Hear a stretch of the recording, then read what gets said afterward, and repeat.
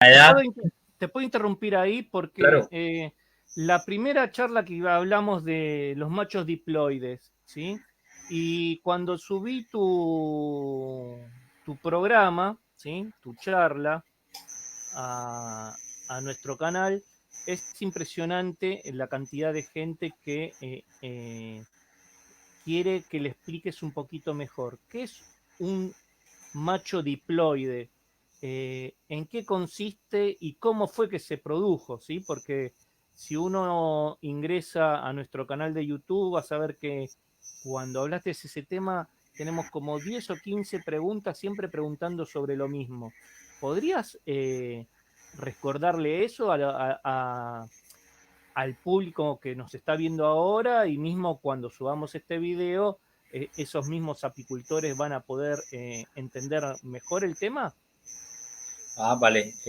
Pues en los machos diploides es el resultado. Hay que tener en cuenta que la diferencia de las castas en términos de la diferenciación sexual que hay se determina por los alelos sexuales. Esos alelos deben ser heterocigotos para la producción de las castas femeninas, pero cuando hay una baja concentración de zánganos y de pronto esos zánganos pertenecen o están estrechamente relacionadas con la reina, pues esos alelos no va a haber esa heterocigosidad, sino que va a haber una homocigosidad en esos alelos sexuales, lo que va a producir algo que se conoce como los machos diploides. Son machos que van a tener la misma composición de alelos sexuales y esto pues va a generar esa condición, que son machos que inicialmente se había dicho que producen un olor característico que era identificada por las obreras y que lo iban a empezar a retirar. Son inviables y eso tiene que ver con en los vuelos de fecundación la reina copula con zánganos que se encuentran estrechamente relacionados y va a haber una baja variabilidad genética con respecto a los alelos que van a marcar esa diferenciación sexual dentro de los miembros o dentro de las castas de la colmena. Perfecto, perfecto. Sigue Vale, entonces. listo. Siguiendo la edad en que los machos o los zánganos alcanzan la madurez sexual, más o menos es a los 16 días después de emerger, nos implica tener en cuenta que cuando nosotros vamos a producir reinas y queramos saturar zonas, si nosotros vamos a hacer ese trabajo de saturar zonas con machos seleccionados, con machos que nosotros estemos produciendo, pues debemos hacer un trabajo para sincronizar el nacimiento de las reinas con la mayor abundancia de zánganos que estén sexualmente maduros en las zonas de congregación. Por lo tanto, uno lo que empieza a hacer es adelantarse. En la producción de zánganos se habla de 35 a 40 días antes del pico de producción de reinas que uno vaya a tener para lograr saturar esas zonas con machos que sean viables, con machos que alcancen la madurez sexual y lograr una alta proporción de esa calidad de zánganos que nosotros esperamos. Más o menos en las zonas de congregación la cantidad de zánganos puede estar entre los 8.000 a los 15.000 zánganos. Entre más abundancia de zánganos vayan a haber en esas zonas de congregación, mayor variabilidad genética voy a poder tener y mayor posibilidad de las reinas queden correctamente fecundadas. Los vuelos de apareamiento, como les había dicho, son relativamente cortos. En esto, pues los estudios varían mucho en los datos. Algunos hablan entre 800 a 1.5 kilómetros a la redonda.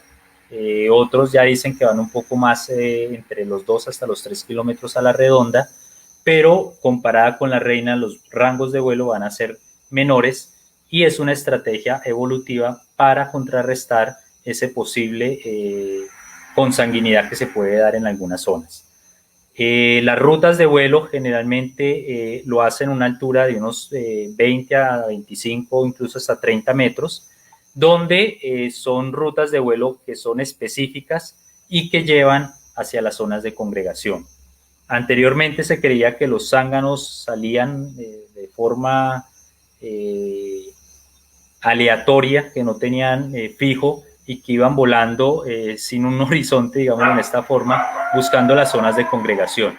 Algunos estudios que se han hecho se ha comprobado que hay unas líneas de vuelo muy específicas donde la mayor parte de los zánganos que se encuentran en esas áreas van por esa ruta, van por esas líneas, y esas líneas los van llevando hacia las zonas de congregación. Lo más sorprendente es que las zonas de congregación se mantienen durante los años. Hay zonas de congregación que se transfieren de algunas, por ejemplo, en Francia escuché algunas zonas de congregación que tenían 20 años. Aún no se ha podido explicar cómo logran zánganos de diferentes generaciones determinar que esa zona de congregación es donde se deben reunir. Entonces, algo sorprendente, pero las zonas de congregación son fijas durante el tiempo, y mayor parte de los zánganos que se encuentran en la zona van a empezar a reunirse en esas zonas de congregación.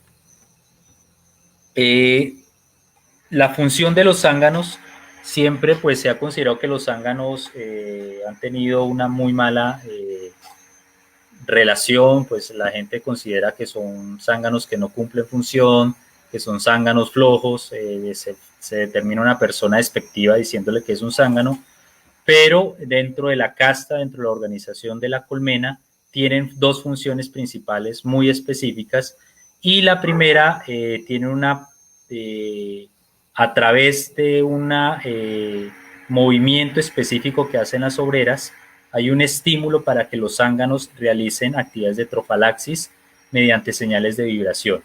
Entonces, cuando hay un gran flujo de néctar, las obreras empiezan a emitir un tipo de vibración muy característico, donde estimulan a los zánganos a realizar ese tipo de trofalaxia.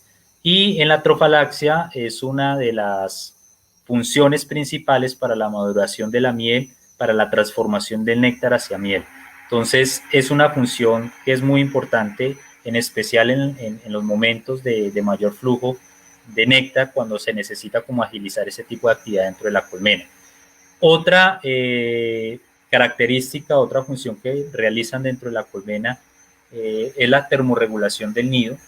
Los zánganos, por su mayor fortaleza en los músculos torácicos, permiten hacer una vibración mucho más fuerte y permiten aumentar la temperatura, en especial en la parte de donde se encuentran los nidos. Creo que ahora les voy a mostrar una gráfica en donde se demuestra que cuando hay un descenso de la temperatura, los zánganos van buscando donde se encuentre la cría abierta, se van congregando y empiezan a hacer esos movimientos de vibración para aumentar la temperatura en esas zonas donde se encuentra la cría abierta.